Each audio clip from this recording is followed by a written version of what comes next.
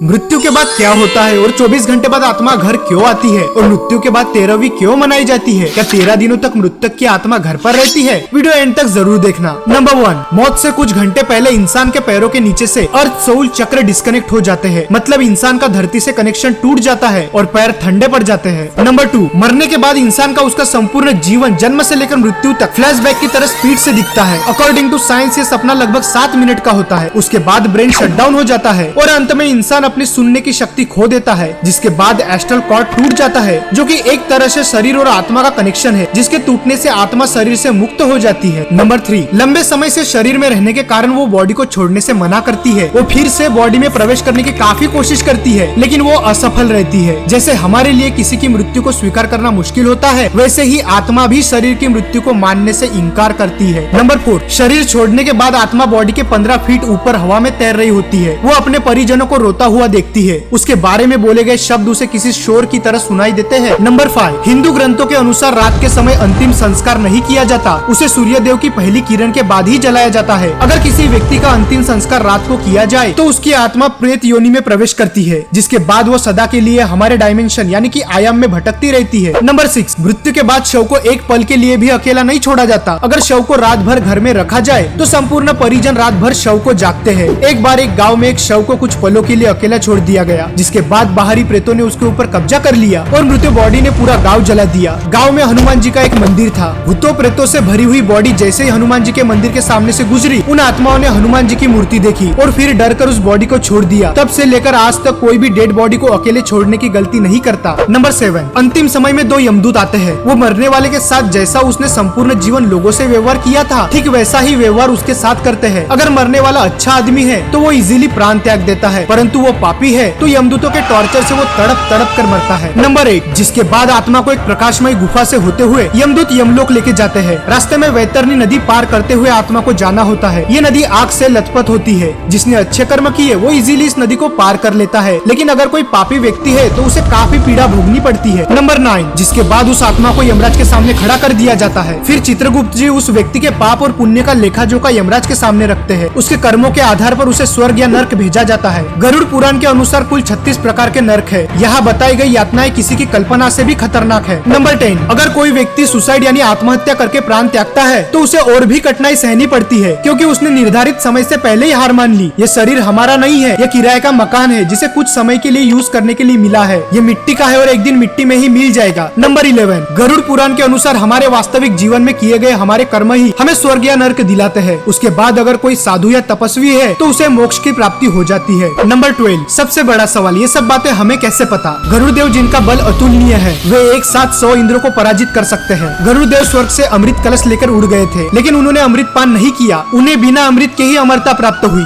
ये वरदान उन्हें स्वयं श्रीहरि नारायण ने प्रसन्न होकर दिया था। गरुड़ देव तो अमर है, उन्हें नहीं पता कि मृत्यु के बाद क्या होता है, इसलिए जिज्ञासावश उन्होंने श्रीहरि नारायण से ये प्रश्न पूछा और इसी ज्ञान को हम गरुड़ पुराण के नाम से जानते हैं। भगवत गीता में श्री कृष्ण ने कहा था, आत्मा न तो पैदा होती है और न ही वह मरती है, वो तो सिर्फ वस्त्र की तरह एक शरीर से दूसरे शरीर में प्रवेश करती है। मृत्यु तो केवल शरीर की होती है, आत्मा की नहीं। ये जीवन मृत्यु का चक्र यूं ही चलता रहता है, इसीलिए don't die before you are dead, मरने से पहले कभी मत मरो। अंतिम समय में राम नाम सत्य है इसलिए कहा जाता है क्योंकि वही संपूर्ण जीवन का सार है। श्री राम ही सर्वश्रेष्ठ है, वही सत्य है। अगर वीडियो पसंद आए तो वीडियो को लाइक और चैनल को सब्सक्राइब जरूर कर देना। नेक्स्ट वीडियो कौन से टॉपिक पे चाहिए कमेंट में जरूर बताना। The soul has to go back home, back to the godhead, and the way that's going to happen if the soul agrees to engage all of his psychophysical energies and his whole heart in the performance of स्नेहा समयुक्त हरिनाम समकीर्तन।